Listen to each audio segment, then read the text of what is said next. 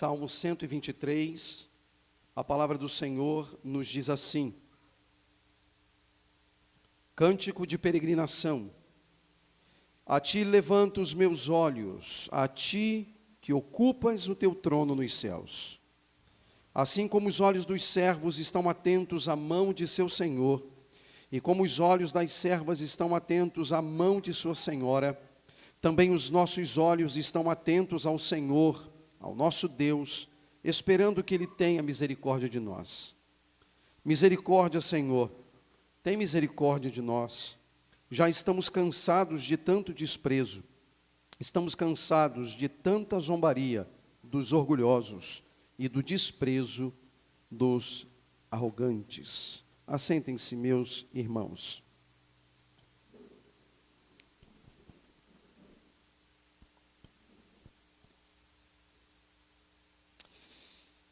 Em 1970, o autor norte-americano D. Brown lançou uma obra que é considerada magna dentre as que ele publicou, e que inclusive se tornou filme no ano de 2007. Seu título é Enterrem Meu Coração na Curva do Rio, a dramática história dos índios norte-americanos. Ela é um relato comovente, mas ao mesmo tempo estarrecedor, a partir de fontes extraídas de autobiografias, depoimentos, descrições, registros oficiais, sobre a destruição sistemática das tribos Cheyenne, Dakota, Sioux e Ute, durante a conquista do Velho Oeste pelo homem branco. No capítulo 17 dessa obra, que é intitulado O Último Chefe Apache, Brown oferece ao leitor o depoimento do mais importante líder Apache Chiricahua, e um dos mais importantes líderes indígenas norte-americanos, conhecido como Jerônimo. Nascido em 1829, ele testemunhou a desmoralização e a derrota de muitas das tribos. E como um renegado, ele resistiu de modo heróico, passando os últimos 22 anos de vida encarcerado, preso. No seu relato de Jerônimo, numa das páginas do livro, Jerônimo diz as seguintes palavras: Eu estava vivendo pacificamente com minha família. Tinha muita comida, dormia bem, cuidava de meu povo, estava perfeitamente contente. Não sei de onde vieram primeiro essas histórias ruins. Ali estávamos bem, eu e o meu povo. Estava me comportando bem. Não matara nenhum cavalo, nenhum homem, americano ou índio. Não sei qual era o problema com a gente que se encarregara de nós. Sabiam que tudo era assim, mas disseram que eu era um homem mau, o pior homem dali. Mas o que eu fizera? Estava vivendo pacificamente com minha família à sombra das árvores, fazendo exatamente o que o general Crook me dissera para fazer, tentando seguir seu conselho. Agora, quero saber quem ordenou que eu fosse preso. Não sei qual a razão que leva as pessoas a falarem mal de mim. Frequentemente, há história nos jornais dizendo que serei enforcado. Não quero mais isso. Essa citação, meus irmãos, de Jerônimo, de fontes primárias, chama nossa atenção para a declaração dele, que afirma: não sei qual a razão que leva as pessoas a falarem mal de mim. Parece que Jerônimo era alvo de constante escárnio e desprezo daqueles que se levantavam contra ele e também contra os seus irmãos. Ele experimentava um mal que normalmente prevalece entre os homens desde os tempos remotos, desde os tempos imediatamente após a queda do primeiro casal. Ele soube o que era viver impotente sob um ataque ad hominem, ou seja, quando você não consegue derrubar o argumento de alguém, você ataca a pessoa. E fizeram isso com ele até a sua morte, em 1909. quando ele tinha a idade de 79 anos. Meus irmãos, o Salmo 123, lido nessa manhã, é de fato o quarto salmo de uma pequena coleção conhecida como Cânticos de Ascensão, ou Cânticos de Romagem. Essa pequena coleção faz parte do quinto rolo do livro dos Salmos, e nela se acham os louvores entoados por Israel a Deus, ou ainda as orações feitas pelo povo de Deus ao seu Deus. E no saltério, nós vemos os servos de Deus como pessoas que enfrentam toda a sorte de problemas e de dificuldades, capaz de criar, inclusive, entre a experiência do salmista e a nossa própria experiência, certa afinidade, já que muitas das experiências experimentadas ou vividas pelo salmista são também as nossas experiências. Ele nos revela o que pode ser um tempo de sua peregrinação neste mundo. Ele precisou aprender a lidar com os ímpios e seus métodos de cancelamento e assassinato de reputações, conforme o Salmo 120. Ele precisou enfrentar os desafios dos montes, que se localizavam entre o ponto de partida e o ponto de chegada no Monte Sião, conforme o Salmo 121. Mas o Salmo 122 nos apresenta um bálsamo. Ele chega a Jerusalém, seus pés estacionam diante dos portões do templo, dos portões da cidade. Ele deslumbra e adora a Deus. E isso fica claro para nós. Mas novamente no Salmo 123, após aquele tempo de refrigério na presença do Senhor, o peregrino volta a enfrentar problemas em sua caminhada. O sistema decaído do mundo em que o peregrino vive cria o cenário perfeito em que o peregrino, cuja mente e o coração descansam em Deus e nas coisas de Deus, é exposto às hostilidades humanas por agentes soberbos que escarnecem dele e o desprezam. E são nessas circunstâncias, meus queridos irmãos, que ele, à semelhança de servos dependentes de seus senhores, eleva os seus olhos em submissão a Deus e suplica por sua intervenção. Ao que tudo parece, meus irmãos, o Salmo 123, ele é escrito enquanto o salmista, o peregrino, vai a Jerusalém para uma das 3 grandes festas de Israel. Sabemos que a caminhada do peregrino não é simples. O peregrino precisa lidar com uma ebulição de sentimentos, de sensações, diante de muitos episódios que surgem naturalmente durante a caminhada. Há inimigos externos, homens hostis, que não temem a Deus, que se erguem naturalmente contra os servos de Deus na caminhada. Mas, meus irmãos, não devemos ignorar que há também desafios e inimigos internos. E ele, como um peregrino, precisa lidar com os seus temores, com os seus medos, com as suas aflições, enquanto progride na sua própria peregrinação. Mas, meus irmãos, especificamente no Salmo 123, os inimigos do peregrino são externos, estão fora dele mesmo. Diz o texto que escárnio e desprezo são instrumentos dos ostentadores e dos soberbos. Essas pessoas são cheias de si mesmas. Conforme explica o apóstolo Paulo, são inimigos da cruz de Cristo. E o estômago é o Deus deles. Como adoradores de si e de tudo que diz respeito a si, eles cravam os seus pensamentos e suas palavras como verdade. Não hesitam em cancelar, não hesitam em caluniar, não hesitam em vilipendiar aqueles que amam a Deus e amam a sua palavra. E, meus irmãos, uma cuidadosa observação nossa da experiência vivida pelo salmista logo demonstrará a proximidade dessa experiência com a nossa própria experiência. Há um contraste significativo entre o que Deus exige dos peregrinos e o que o mundo propõe aos homens. É exatamente esse contraste que estabelece a crise entre a fé em Cristo e as ideologias humanas e mundanas. E é daí que surgem as perseguições. Por isso o próprio apóstolo Paulo, num outro momento, ele afirma que todos os que desejam viver piedosamente em Cristo Jesus serão perseguidos.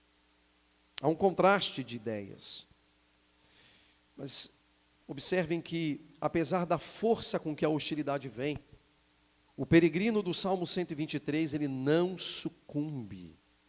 Há coisas bem definidas em sua mente, bem definidas no seu coração. Ele conhece a Deus. Ele confia e espera em Deus. Ele se submete à vontade de Deus. Ele aguarda o socorro de Deus. O peregrino, meus irmãos, tem consciência de que ele chegará a lugares aprazíveis. Ele visitará os campos do Senhor, onde encontrará completo descanso. Mas o tempo do descanso ainda não havia chegado.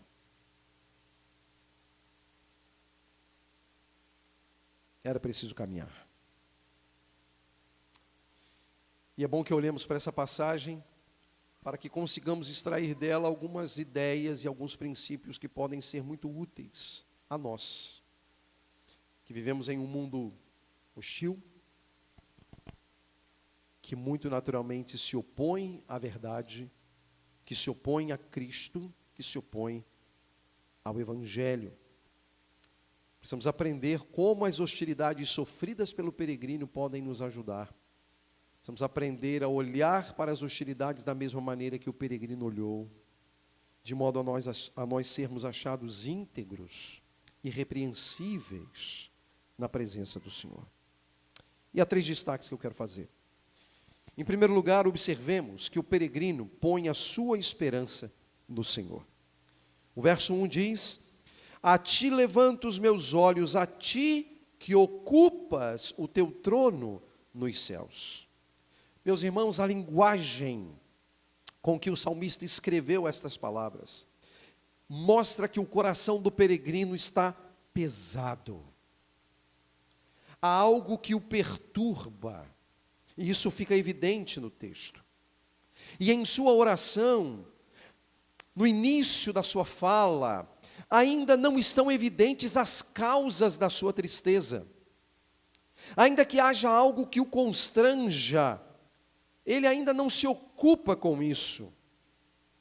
E dessa vez, um pouco diferente do que ocorre no Salmo 121, ele eleva os seus olhos, mas não para os montes, não para os seus desafios imediatos, mas para Deus.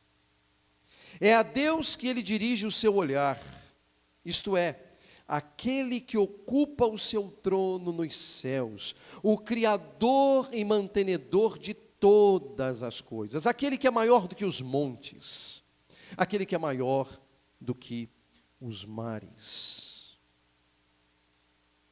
O seu olhar, disse Spurgeon, é um oculus sperans, isto é, um olhar de esperança, como alguém que sofre sob o peso daquilo que o aflige, e apesar de toda e qualquer dificuldade enfrentada, ele controla disciplinadamente o seu olhar, para não se perder durante o movimento em direção aos céus. Diante das dificuldades que eventualmente nós enfrentamos, há um percurso a ser feito até que os nossos olhares sejam tirados dos problemas e levados a Deus. E nesse percurso nós podemos nos perder. Mas o salmista, ele se disciplina, ele se controla. Há muitos outros lugares para os quais ele poderia olhar. Muitas são as seduções apresentadas, mas ele não se deixa vencer. Ele sabe perfeitamente que onde estiver o seu tesouro, ali deve também estar o seu coração. E o tesouro do salmista, o tesouro do peregrino é Deus. E é para lá que ele olha. O salmista, meus irmãos, sabia que elevar o seu olhar para Deus equivalia a colocar a sua esperança nele. Por isso ele não hesita, ele não se preocupa a priori com os motivos das suas inquietações, coisa que eventualmente nós fazemos. Nos preocupamos com os motivos das nossas inquietações. E ele também não vive sob os exageros das circunstâncias, de modo a se deixar abater além da conta, algo que também nós fazemos. Normalmente os montes têm uma altura, mas nós conseguimos fazer a proeza de aumentar ainda mais o tamanho deles. Ele conhece e é conhecido por aquele que governa a vida. E ao invés de esperar, ou ao invés de se desesperar, ele espera. E ele espera confiantemente no Senhor. Pois é para lá e na direção do seu Deus que ele coloca os seus olhos. Mas além, meus queridos irmãos, do salmista colocar a sua esperança no Senhor, nós somos ensinados também que ele se submete como a um servo. Ele se submete como a um servo. O verso 2, em boa parte do verso 2, ele diz: assim como os olhos dos servos estão atentos à mão de seu senhor, e como os olhos das servas estão atentos à mão de sua senhora, também os nossos olhos estão atentos ao Senhor, o nosso Deus. Meus irmãos, nós podemos cometer o equívoco, o problema de pressupor que colocar a esperança em Deus diante de circunstâncias difíceis pode ser uma maneira passiva e covarde de lidarmos com as circunstâncias. As pessoas costumam, diante das circunstâncias, exigir de nós certas atitudes. Nós precisamos ter atitudes. Talvez nós mesmos já até tenhamos sido acusados disso. Vivermos uma circunstância e nessa circunstância sofrermos o ataque de pessoas que acham que nós não podemos apenas confiar e aguardar em Deus. Mas, meus irmãos, quando nós lemos o texto em sua sequência, nós percebemos nitidamente que isso não procede. Porque colocar a nossa confiança no Senhor possui desdobramentos importantes que nos fazem responder ativamente às circunstâncias que vivemos na presença de Deus. E no verso 2, o salmista introduz duas comparações, com o propósito de esclarecer a maneira como ele e a maneira como nós devemos olhar para Deus. E as duas comparações são bem semelhantes. Na primeira, há servos cujos olhos se elevam para a mão do Senhor deles. Na segunda, há uma serva cujos olhos se elevam para a mão da sua senhora. A cena é basicamente o seguinte: os servos, a serva, estão na presença de seus senhores ou de sua senhora. E eles estão com a sua fronte cabisbaixa. Há uma situação que os inquieta, que vai além das suas forças. E estando diante dos seus senhores, de modo cabisbaixo, de modo afetado, de modo entristecido, impotentes diante das circunstâncias, eles aguardam o mover da mão dos seus senhores. Eles aguardam o mover das mãos de seus senhores, porque reconhecem que as mãos de seus senhores podem operar, podem realizar aquilo que eles não podem.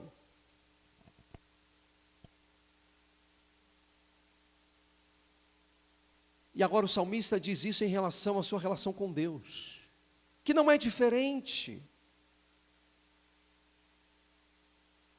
O peregrino afirma que seus olhos se elevam para o Senhor, o seu Deus, e aguarda a operosidade de suas mãos. Portanto, é a imagem de alguém que se submete e de alguém que aguarda. E, meus irmãos, no contexto judaico, onde este salmo foi construído, as mãos poderiam representar, entre tantas coisas, a capacidade e a autoridade de alguém agir. No caso aqui, o salmista, o peregrino, aguardava que a mão de Deus agisse em seu favor.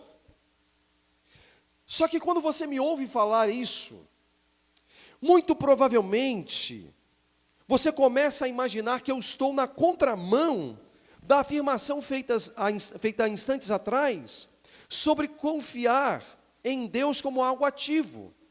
Porque na nossa mentalidade ocidental, a gente não consegue perceber, a gente não consegue entender que esperar em Deus é algo ativo, não é passivo.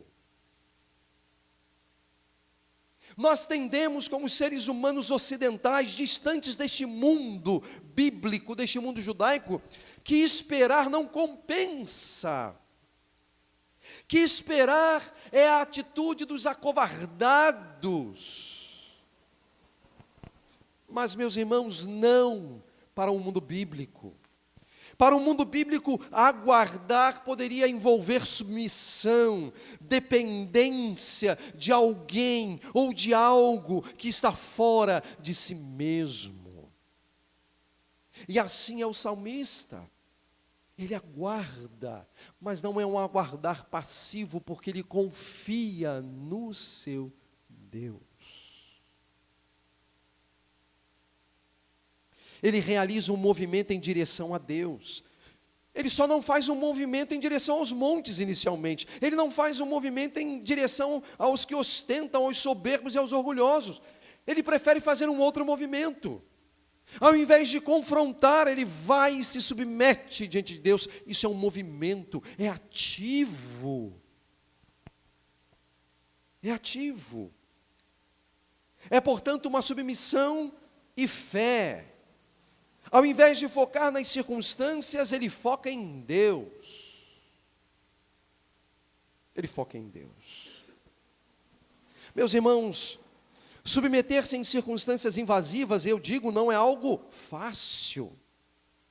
Estar sob fortes pressões por causa da fidelidade a Deus pode, muitas vezes, levar-nos a desvios, já que achamos ter o direito de resolver as coisas à nossa maneira, porque é isso que significa ser ativo. Muitas vezes é isso que nós fazemos. Nós desperdiçamos energias contra aquilo que se nos opõe. E ao fim, nós amargamos a constatação de que agimos ou falamos precipitadamente. Até que então a luz do Senhor, a luz celeste, nos avisa sobre o dever de nos submetermos a Deus, de voltarmos. E então o peregrino, ele se submete. Mas além de colocar a sua confiança em Deus e aguardar em Deus de um modo submisso, o texto também diz que ele aguarda em súplica a agência divina.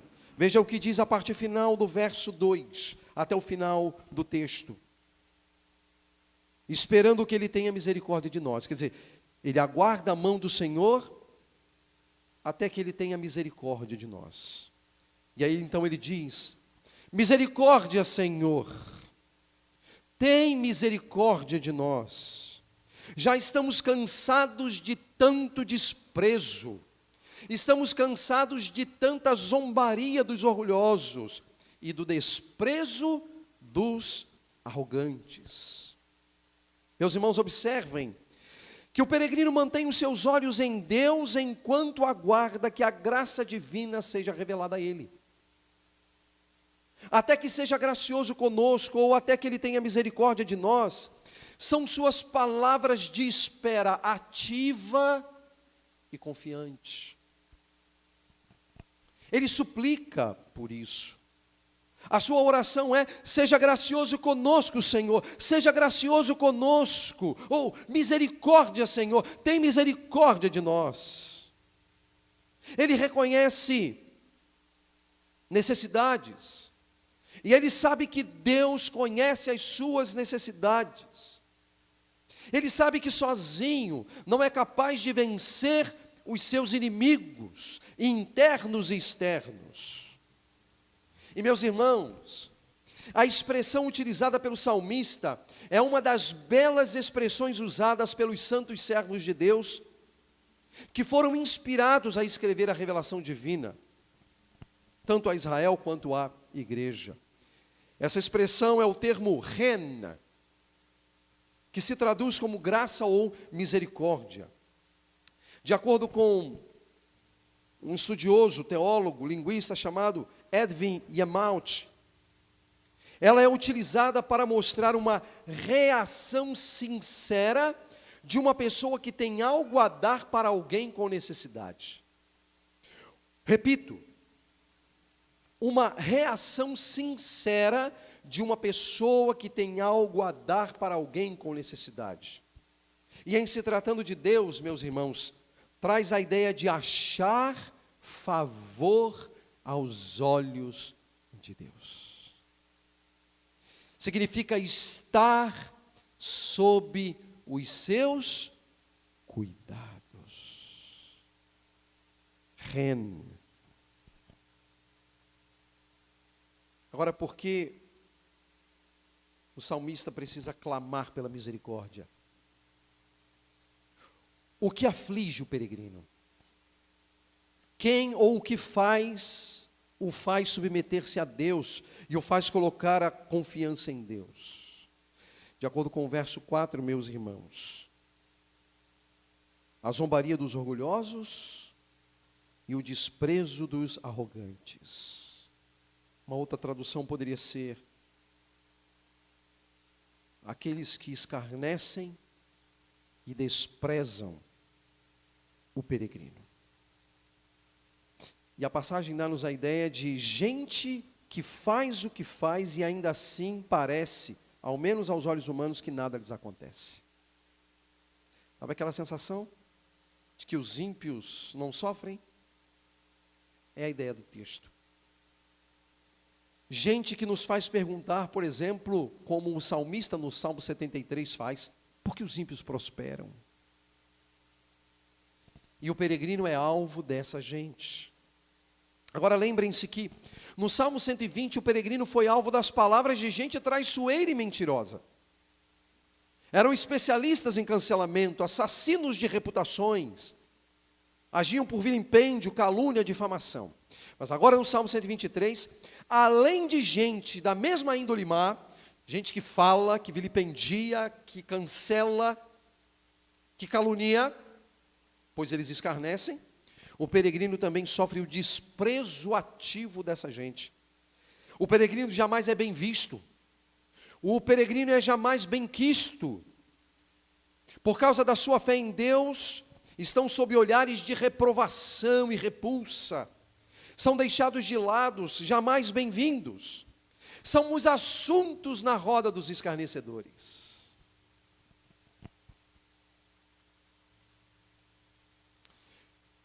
Mas o peregrino aguarda em súplica a agência divina. Sabe por quê? Porque ele não está atrás de curtidas no Twitter.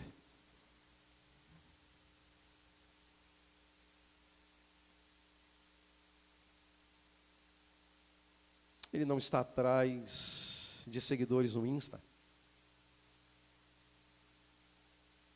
A sua preocupação não é agradar aos homens, mas a Deus.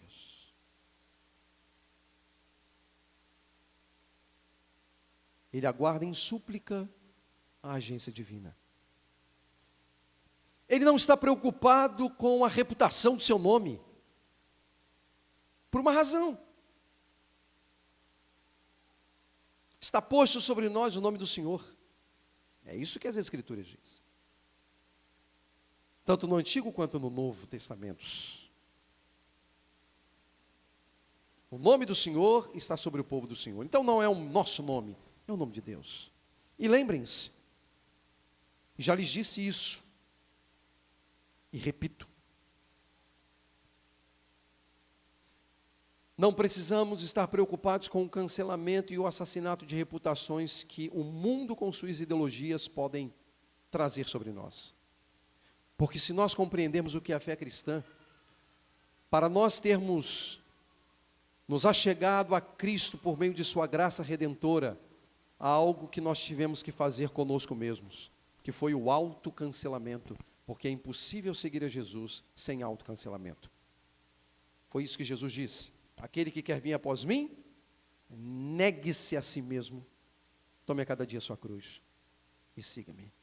Quando eu tenho consciência disso, eu não preciso sofrer com o cancelamento realizado pelas ideologias do mundo, pelas pessoas, por uma razão. Eu não sou de mim mesmo, você não é de si mesmo. Estamos crucificados com Cristo e vivo, não mais eu ou você, mas Cristo em nós. O salmista sabe que ele está limitado, ele reconhece que não consegue dar conta dos efeitos das maldades praticadas pelos seus inimigos. Não há o que possa ser feito contra os escárnios e desprezos que são cometidos contra ele. E consciente disso, o que o salmista faz? Ele se entrega. Ele se entrega. Ele espera. Ele se submete. Ele aguarda. Ele aguarda até que Deus seja gracioso com ele. Até que Deus atenda ao seu pedido de misericórdia. Meus irmãos, somos todos peregrinos, como temos aprendido. A nossa casa não é aqui. Nós seguimos uma estrada certa para um lugar determinado, sob a autoridade de um guia perfeito, que é Deus. À semelhança do salmista, também nós enfrentamos hostilidades. Muitas vezes temos forças apenas para desviar os nossos olhares em direção a Deus, porque não temos forças para mais nada. É tudo o que nós conseguimos. Mas, irmãos, lembrem-se, é o suficiente. E, de fato, o que realmente importa para nós peregrinos. Por isso, breves aplicações aos nossos corações, diante daquilo que o salmista nos ensina, com o objetivo de que sejamos encorajados nessa dura jornada em direção à cidade celestial, ao mesmo tempo que aguardamos o favor do Senhor. Primeiro, colocar a esperança no Senhor é uma bela expressão de honra devida a Ele. Nós sabemos disso. Confiar em Deus é honrar a Deus. E é parte da confiança do peregrino em Deus. Por isso, meus irmãos, ponham a sua confiança no Senhor. Não importam as suas circunstâncias. Ponham a sua confiança no Senhor. Nós seremos todos tentados a contrastar o Senhor com as nossas dificuldades e os nossos desafios. E se nós tivermos olhos apenas para os nossos desafios, saibam, nós vamos sofrer. E nós vamos desperdiçar energias com aquilo que não vale a pena. Porque Deus está acima de toda e qualquer circunstância. Cabe-nos, portanto, colocar a confiança em Deus. Você atravessa tempos de lutas? Você atravessa tempos de dificuldades por causa da fé em Jesus? Meu irmão, minha irmã, ponha a sua confiança em Deus. Não dê palanque para aquilo que te faz sofrer. Podem ser pessoas, podem ser circunstâncias, podem ser enfermidades. Saiba que há um Deus acima de toda e qualquer circunstância. O nosso desafio é retirar os olhos das coisas aqui e fazermos um movimento em direção ao Senhor, ao ponto de dizermos: a Ti, Senhor, elevo os meus olhos. Em segundo lugar, em muitas circunstâncias, meus irmãos, muitas circunstâncias da vida, não restará nada a ser feito. A gente não tem o que fazer. Nós nos achamos completamente impotentes diante das circunstâncias. Nós ficamos desprovidos de meios capazes de colocar um fim em nossas aflições. Mas como devemos agir nessas horas? Uma vez que colocamos a nossa confiança no Senhor, nós também nos submetemos à sua vontade.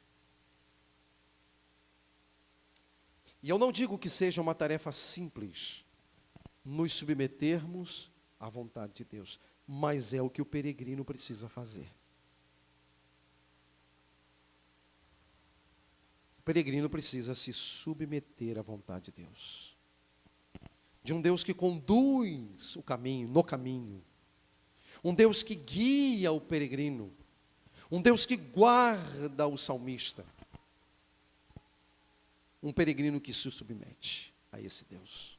Que se curva diante de Deus e diz: se possível, passa de mim esse cálice, mas não seja feita a minha vontade, mas a tua.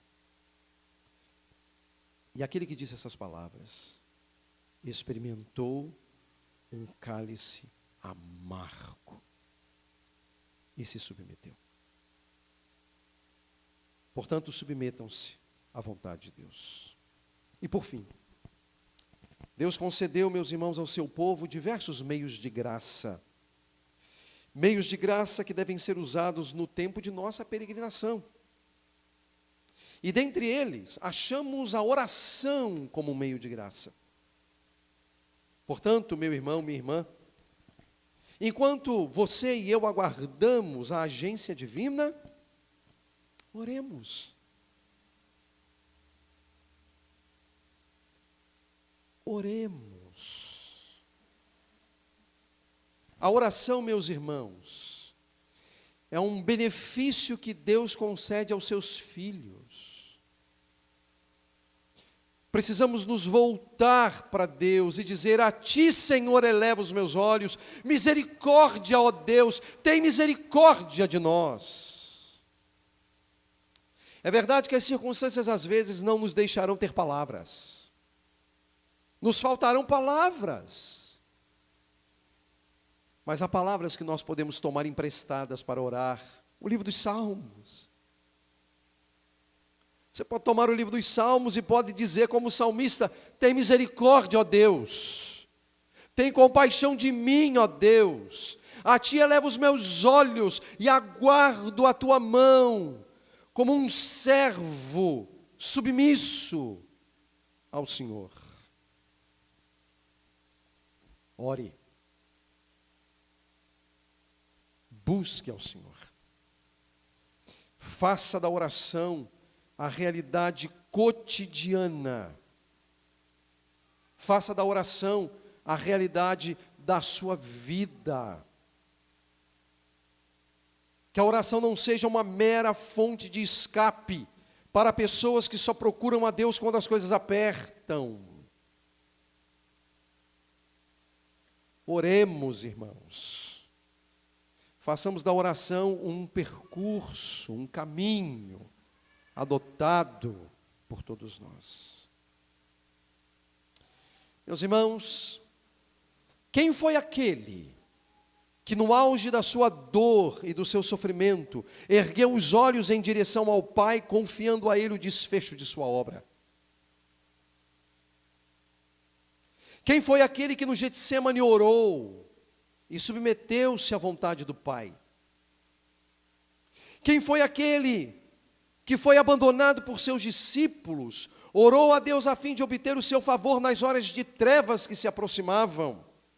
Horas de abandono, de traição, de prisão, de julgamento, de condenação, de açoites, de cruz, de cravos, de coroas de espinhos, de escárnios e de desprezos.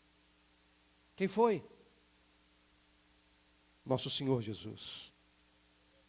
Ele experimentou, meus irmãos, como ninguém as lutas do salmista peregrino. Ele acessou os lugares mais sombrios que a alma humana pode chegar. Os seus inimigos foram implacáveis. A sua agonia incomparável, pois sobre ele se achavam os pecados dos eleitos de Deus. Ele foi transpassado por causa das nossas transgressões. Ele foi esmagado por causa das nossas iniquidades. O castigo que nos traz a paz estava sobre ele, e pelas suas feridas fomos curados. Meus irmãos, não temos, portanto, alguém menor do que nós ao qual devemos nos apegar. O nosso Senhor Jesus é capaz de compadecer-se das nossas fraquezas, pois como nós, Ele passou por todo tipo de luta, de tentação, porém sem pecado. E ao nos achegarmos a Ele, misericórdia e graça nos são oferecidas, capazes de nos ajudar em tempos de necessidade. Ele tem algo a nos dar, a partir do seu coração sincero, para os nossos tempos de necessidade. Deus está conosco. Ele é o nosso refúgio, pronto para nos ajudar. Que Deus seja louvado, engrandecido. Que o Espírito do Senhor nos conduza a perceber a grandiosidade do Salmo 123, para a glória de nosso Senhor Jesus. Amém.